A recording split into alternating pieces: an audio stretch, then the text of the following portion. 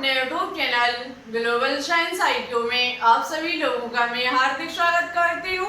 तो जैसा कि आप सभी लोगों ने थंबनेल में देख ही लिया होगा, मैं दिशा यादव आज आपके लिए विद्युत रसायन इलेक्ट्रोकेमिस्ट्री का पार्ट नंबर 2 लेकर के आई हूँ, जिसमें आज हम आपको डेनियल सेल के बारे में जानकारी देने वाली हूँ। डेनियल सेल के बारे में आज हम आपको डिटेल से जानकारी देंगे। इसका निर्माण किस प्रकार से किया जाता है, ये किस प्रकार की सेल है, साथ ही साथ यदि ये खराब हो जाती है तो इसका उपयोग कैसे किया जाता है, सबके बारे में हम बहुत ही डिटेल से चर्चा करेंगे। तो आप सभी लोग आज की क्लास को बिल्कुल भी स्किप मत करना, साथ ही साथ कॉपी पेन साथ लेकर के बैठना। जैसे जैसे हम डेनियल सेल का निर्माण करते चले, आप मेरे साथ सभी चीजों को कॉपी में नोट डाउन करते चलना, ठीक है।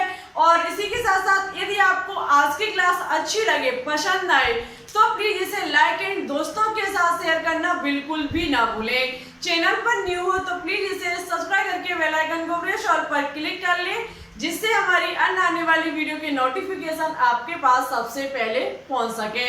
और इसी के साथ साथ आप सभी लोगों को हम धन्यवाद कहना चाहती हूँ। थैंक यू सो मच जो आपने हमारे 700 प्लस सब्सक्राइबर कंप्लीट करवाए।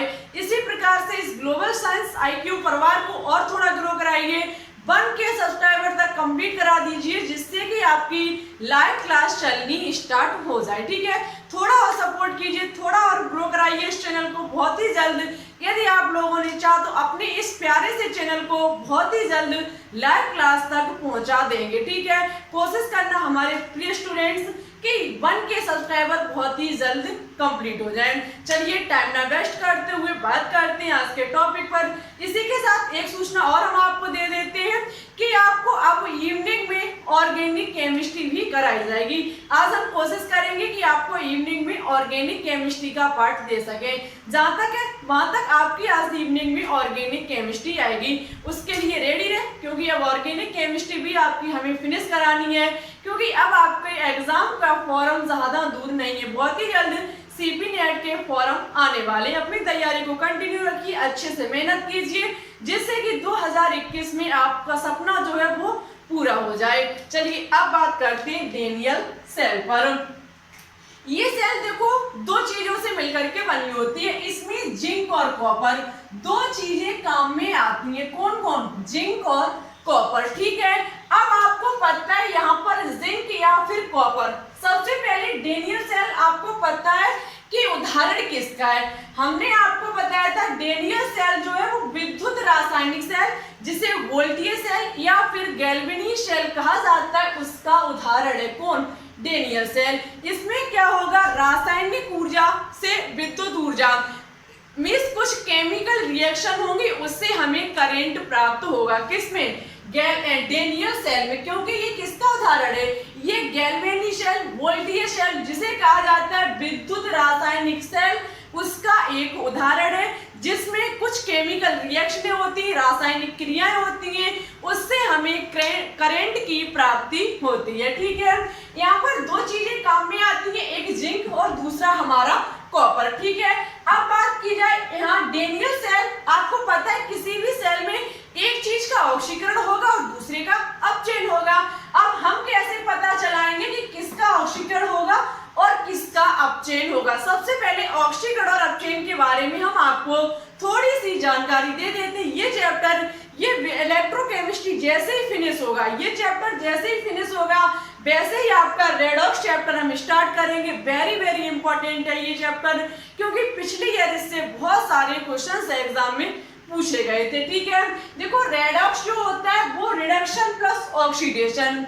रिडक्शन का मतलब होता है अपचयन, ऑक्सीडेशन का मतलब होता है ऑक्सीकरण। ऑक्सीकरण का मतलब होता है इलेक्ट्रॉन दान करने की क्रिया। इलेक्ट्रॉन दान करने की क्रिया हमारी ऑक्सीकरण कहलाती है, और इलेक्ट्रॉन ग्रहण करने की क्रिया अपचयन कहलाती है, ठीक है। जबकि ऑक्सीकरण संख्या में वृद्धि, यहाँ पर यदि ऑक्सीकरण किसी का हो रहा होगा तो वहां पर ऑक्सीकरण संख्या में वृद्धि होगी, जबकि अपचयन होने पर ऑक्सीकरण संख्या में कमी आएगी।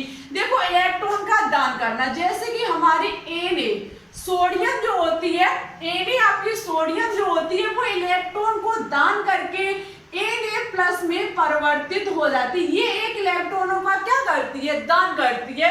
मीन्स सोडियम का यहाँ पर ऑक्सीकरण होगा।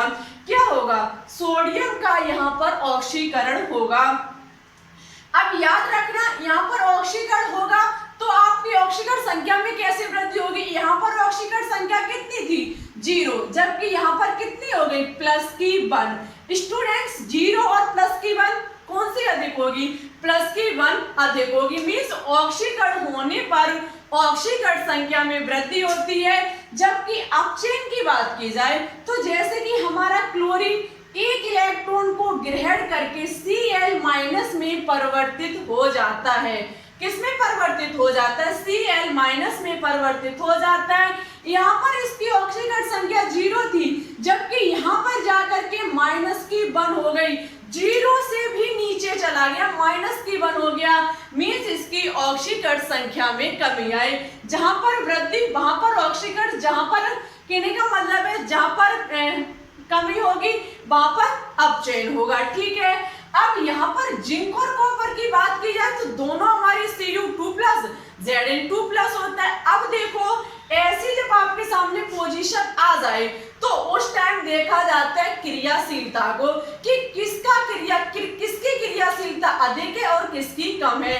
तो हम आपको बता देते हैं, जो ज्यादा क्रियाशील जो होगा वो आपका जिंक होगा। जिंक हमारा अधिक क्रियाशील है। अब आप क्वेश्चन उठा सकते हैं कि आपने ये कैसे कह दिया कि ये अधिक क्रियाशील है। बिल्कुल भी मन में किसी भी प्रकार का डाउट नहीं रहेगा यदि हमारे साथ इस चैप्टर के प्रत्येक पार्ट में अंत तक बने रहोगे। देखो ऐसा है, कोई चीज एकदम क्लियर नहीं होती है। फर्स्ट पार्ट में हमने आपको बेसिक जानकारी दी। अब आपको ये नहीं पता होगा डेनियल सेल कहाँ से आया, तब तक आप इसका वर्णन नहीं कर पाएंगे। तो पहले फर्स्ट पार्ट को देखो, बेसिक जानकारी। अब हमने यहाँ अधिक क्रियाशील और कम क्रियाशील की बात कर दी, तो देखो आपको आगे तक इंतजार करना पड़ेगा। इसके इलेक्ट्रोकेमिस्ट्री के आने वाले पार्ट में क्रियाशीलता की एक हम पूरी साड़ी लेकर के आएंगे, जिसमें समझाएंगे कि कौन अधिक क्रियाशील है और कौन कम क्रियाशील है। ओनली अभी इतना समझ लीजिए कि जिंक कॉपर की अपेक्षा अधिक क्रियाशील होता है। ठीक है, और ये जो होता है वो कम क्रियाशील होता है। ठीक है, कम क्रियाशील होता है। और स्टूडेंट्स याद रखना, जो अधिक क्रियाशील होगा वो हमारा क्या होता है, उसका हमेशा ऑक्सीकरण होता है। जो अधिक क्रियाशील होता है उसका हमेशा ऑक्सीकरण होता है, और जो कम क्रियाशील होता है उसका अपचयन होता है। हमें उम्मीद है हमारे प्यारे स्टूडेंट्स हमारे द्वारा कही हुई प्रत्येक बात को कॉपी में नोट डाउन करते होंगे और सभी चीज आपको समझ में आ रही होगी। हम कई एक बार कह चुके हैं, जहां भी डाउट हो तुरंत कमेंट बॉक्स में लिखें, हम उसे समझाने की पूरी कोशिश करेंगे। ठीक है, अब बात करेंगे कि ऑक्सीकरण अपचयन। ठीक है, ले लिया। यहाँ पर क्या होता है स्टूडेंट्स कि हमें 2 पात्र में विलयन लेना पड़ता है। डेनियल सेल बनाने के लिए हमें 2 पात्र में विलयन लेना पड़ता है। कौन सा विलयन कहाँ लिया जाएगा, धैर्य बना के रखें। देखो डेनियल सेल की स्टडी करने के लिए सबसे छोटे, चाहे ट्रिक मान लीजिए, चाहे कॉन्सेप्ट मान लीजिए, कुछ भी मान लीजिए, जो कि है हमारा लोन। क्या है, LOAN, लोन। सबसे प्यारा, सबसे छोटा और सबसे मस्त क्या है, लोन। इसका मतलब समझ लीजिए, L का मतलब होगा लेफ्ट, L का मतलब होगा लेफ्ट, O का मतलब होगा ऑक्सीडेशन। O का मतलब क्या होगा, O का मतलब होगा ऑक्सीडेशन, जबकि A का मतलब होगा एनोड। A का मतलब होगा एनोड, जबकि स्टूडेंट N का मतलब होगा निगेटिव। बहुत ही ध्यान से हमारी चीज को समझना। नेगेटिव, इसका क्या मतलब होगा, नेगेटिव। देखो लोन एक छोटी सी ट्रिक है, चाहे कॉन्सेप्ट मान लीजिए, कुछ भी मान लीजिए। एक हमने आपके लिए बना रखी है लोन करके, उसमें L का मतलब लेफ्ट, O का मतलब ऑक्सीडेशन, A का मतलब एनोड और N का मतलब निगेटिव। कहने का मतलब है लेफ्ट साइड हमारा ऑक्सीकरण होगा, लेफ्ट साइड हमारा क्या होगा, ऑक्सीकरण। अब हमारा लेफ्ट साइड कौन सा होगा, इधर साइड, और इधर साइड हमारा क्या होगा, राइट साइड। तो कहने का मतलब है लेफ्ट साइड हमारा ऑक्सीकरण मतलब जिंक का इलेक्ट्रोड बनाया जाएगा। क्या होगा? जिंक का इलेक्ट्रोड बनाया जाएगा। ठीक है, ये चीज बहुत थोड़ी ध्यान से समझना, जगह फिर भी हमारे बोर्ड पर शायद कम पड़ सकती है। जिंक का इलेक्ट्रोड और ये हमारा कॉपर का इलेक्ट्रोड। देखो अभी आप मेरे साथ समझते जाए, अभी कॉपी में नोट डाउन ना करें, जहां तक कोशिश करें ओनली देखने की, वीडियो को एक बार पूरा देख लें, उसके बाद आप अपने मन से कोशिश करो इस चीज को समझने की। जहां समझ में ना आए वहां वीडियो को ओपन कर लीजिए, फिर देख लीजिए, फिर वीडियो को रोक दीजिए, फिर बना लीजिए। इस प्रकार से एक दो बार कोशिश करना, डेनियल सेल आपकी क्लियर हो जाएगी। ठीक है, एक साइड हमारा कॉपर का इलेक्ट्रॉन मींस हमें लेफ्ट साइड ऑक्सीकरण करना है। ऑक्सीकरण होगा किसका? जिंक का होगा। तो जिंक का इलेक्ट्रोड हमें लेना पड़ेगा लेफ्ट साइड और कॉपर का इलेक्ट्रोड हमें लेना पड़ेगा राइट साइड। अब इलेक्ट्रोड कैसे बनाएंगे? तो देखो इसमें भरोगे, हमने आपको बताया 2 बिलियन जिसमें भरना है हमें बिलियन को, 2 पात्र जिसमें हमें भरना है बिलियन को। इसमें किसके बिलियन भरे जाएंगे अभी हम आपको बताएंगे। देखो इसमें हम सबसे पहले जिंक का इलेक्ट्रोड बनाएंगे। जिंक का इलेक्ट्रोड बनाने के लिए जिंक की छड़ को जिंक के सल्फेट विलयन में डुबो देंगे। जिंक का सल्फेट विलयन जिंक सल्फेट होगा। हम क्या करेंगे, यदि मुझे जिस धातु का इलेक्ट्रोड चाहिए हमें उसी धातु को उसके विलयन में डुबोना पड़ेगा। हम जिंक का इलेक्ट्रोड लेंगे, जिंक का इलेक्ट्रोड हमें बनाना है तो जिंक की एक हम छड़ लेंगे, उसे जिंक के विलयन में डुबो देंगे। इसी प्रकार से एक कॉपर की छड़ लेंगे, कॉपर के विलयन में डुबो देंगे और हमें कॉपर का इलेक्ट्रोड प्राप्त हो जाएगा। यहाँ पर विलयन भरा हुआ है CuSO4। ठीक है, बहुत ही ध्यान से समझना हमारी सभी चीजों को। इतना करने के बाद हम क्या करेंगे, यहाँ पर गैल्वेनोमीटर लगा देंगे जो कि हमें करंट के बारे में जानकारी देगा। ठीक है, हमने यहाँ पर क्या लगा दिया, गैल्वेनोमीटर, जो कि हमें करंट के बारे में जानकारी देगा। स्टूडेंट्स हमारा पाठ बन के तैयार हो गया, डेनियल सेल के बारे में बन के तैयार होगा। अब आप एक चीज देख सकते हैं, यहाँ से चीज कोई हमारी इलेक्ट्रोड जा रहे हैं, धारा प्रभावित होगी, इसमें केमिकल रिएक्शन होगी, वहां से हमें करंट प्राप्त होगा क्योंकि डेनियल सेल विद्युत रासायनिक सेल का उदाहरण है। यहाँ से इलेक्ट्रोड, यहाँ से धारा जाएगी, यहाँ से विद्युत और करंट यहाँ आकर के हमारा रुक जाएगा। मीन्स ऐसा तो है नहीं हमारी कोई भी करंट है वो बराबर घूमेगा। ठीक है, गोल गोल घूमेगा या फिर सीधा जाएगा। उसे कहने का मतलब है करंट के लिए जगह चाहिए, पथ चाहिए, लेकिन यहाँ पर पथ हमारा जुड़ा हुआ नहीं है। तो हम क्या करेंगे, यहाँ पर एक लवण क्षेत्र को लगा देंगे। यहाँ पर क्या हम करेंगे, एक लवण क्षेत्र को लगा देंगे जो कि हमारा KCl का होगा। KCl का लवण क्षेत्र जिसके दोनों हिस्सों पर एक बहुत ही मस्त जेल भरा हुआ है जिसका नाम है अगार अगार जेल। अगार अगार जेल का एक अगार अगार जेल इसके दोनों कुछ हिस्सों पर भरा हुआ है जो कि हमने लवण क्षेत्र लिया। किसका है, KCl का। अब हमारा परपथ जो है वो बनके तैयार हो गया। यहाँ से करंट यहाँ तक, यहाँ से फिर यहाँ से। अब देखो क्या हो रहा है, आपको पता है जिंक का यहाँ पर ऑक्सीकरण, ये हमारी जिंक की छड़ है, ये हमारी कॉपर की छड़ है, इसमें जिंक सल्फेट भरा हुआ है, इसमें कॉपर सल्फेट भरा हुआ है। आपको पता है इसकी जो जिंक की छड़ है इसका होगा ऑक्सीकरण, मींस इलेक्ट्रॉनों का दान करेगी। ये छड़ स्टूडेंट्स क्या करेगी, अपने में से Zn, ये जो हमारा जिंक होगा ये अपने में से Zn2+ बनाएगी और दो इलेक्ट्रॉनों का दान करेगी। 2 इलेक्ट्रॉनों का दान करेगी। हमारी बात को बहुत ही ध्यान से सोचना, ये जिंक की छड़ का यहाँ पर ऑक्सीकरण होगा, ये अपने में से क्या करेगी, जिंक 2 इलेक्ट्रॉनों का दान करेगी। 2 इलेक्ट्रॉनों का दान करके Zn2+ बनाएगी। याद रखना इस जिंक की छड़ में से Zn2+, इस छड़ में से जब ये छड़ 2 इलेक्ट्रॉनों का दान करेगी Zn2+ बनाएगी, वो Zn2+ इस विलयन में घुलता जाएगा और यहाँ से 2 इलेक्ट्रॉन जो होंगे होंगे वो विद्युत धारा की दिशा से करंट के माध्यम से इधर आना स्टार्ट कर देंगे, क्योंकि स्टूडेंट्स धारा करंट कहाँ से, इलेक्ट्रॉन से बनता है। इलेक्ट्रॉन, ये जिंक की छड़ 2 इलेक्ट्रॉनों का दान करेगी, Zn2+ बनाएगी। वो Zn2+ जो होगा वो इस जली विलयन में घुलता चला जाएगा, जिंक सल्फेट में आता चला जाएगा। जो 2 इलेक्ट्रॉन दान करेगी वो इस परपथ से होते हुए कॉपर की छड़ पर आ जाएंगे। इसमें भरे हुए हैं 2 SU2+ और SO4-, ठीक है, SO2+, SO4-, कॉपर की छड़। भाई साहब, जब यहाँ से इलेक्ट्रॉन आएंगे तो इसे लेने वाला कोई होना चाहिए, तो क्या होगा, इस कॉपर सल्फेट के विलयन में से कॉपर Cu2+ जाएगा और 2 इलेक्ट्रॉनों को ग्रहण करेगा, उसका वेलकम करेगा। वेलकम करके इस छड़ पर ही रुक जाएगा। क्यों रुक जाएगा?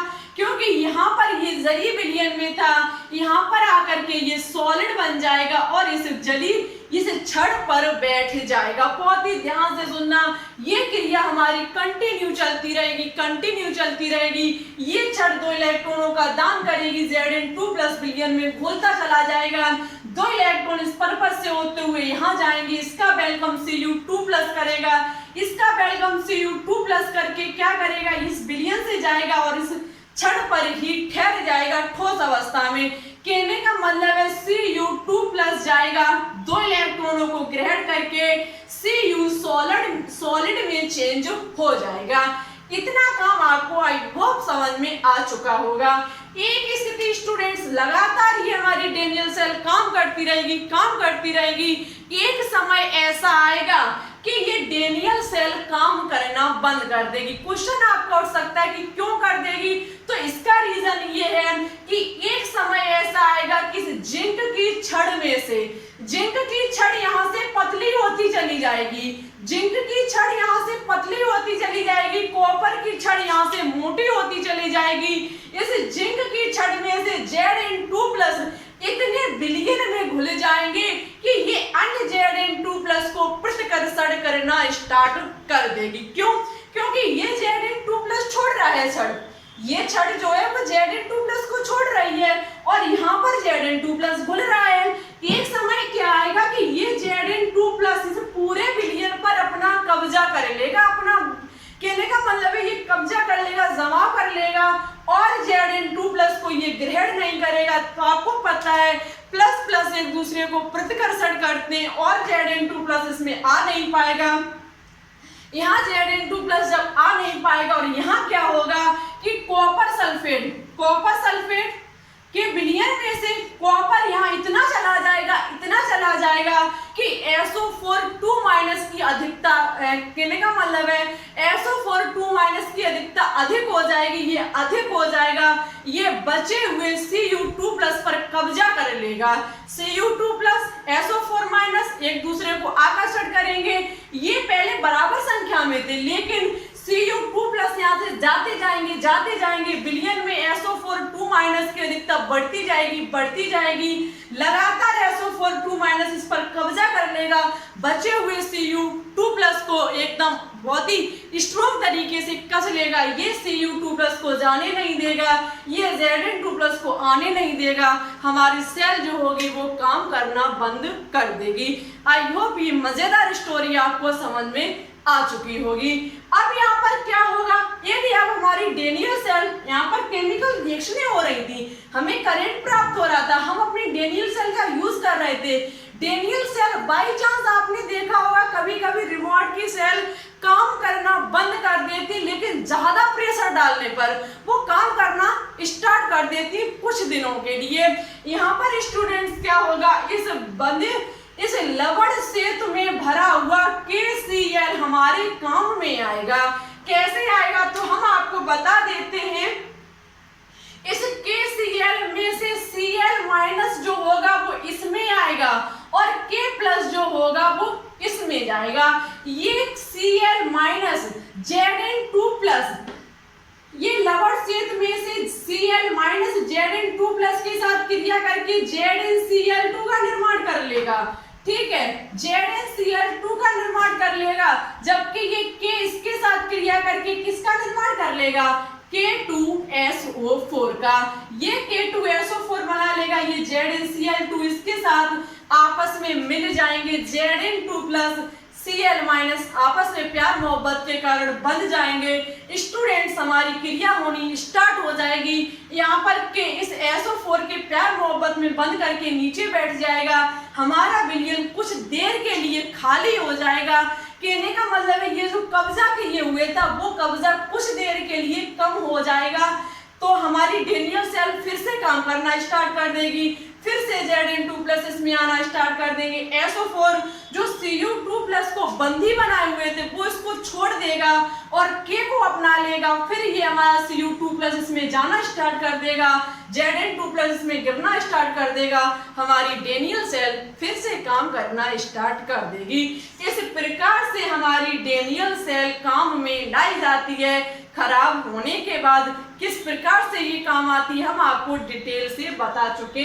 करंट की बात की जाए तो देखो, हमेशा याद रखना, एक बात हमेशा याद रखना कि इधर हिस्से में कहने का मतलब है इधर से इधर इलेक्ट्रॉन जा रहे हैं, इधर से होते हुए इधर इलेक्ट्रॉन जा रहे हैं। जिस दिशा में इलेक्ट्रॉन जाते हैं उसकी विपरीत दिशा में करंट बहता है, इस बात का हमेशा याद रखना। जिस दिशा में इलेक्ट्रॉन का गमन होता है उसके विपरीत दिशा में करंट का गमन होता है। ठीक है, तो आई होप आपको ये चीज समझ में आ चुकी होगी। आगे और इसके बारे में हम चर्चा करेंगे। याद रखना, ये हमारी ऑक्सीकण अर्ध सेल होगी, ये हमारी जो होगी वो ऑक्सीकण अर्ध सेल होगी, जबकि ये हमारी आदि क्या होगी, अपचयन अर्ध सेल।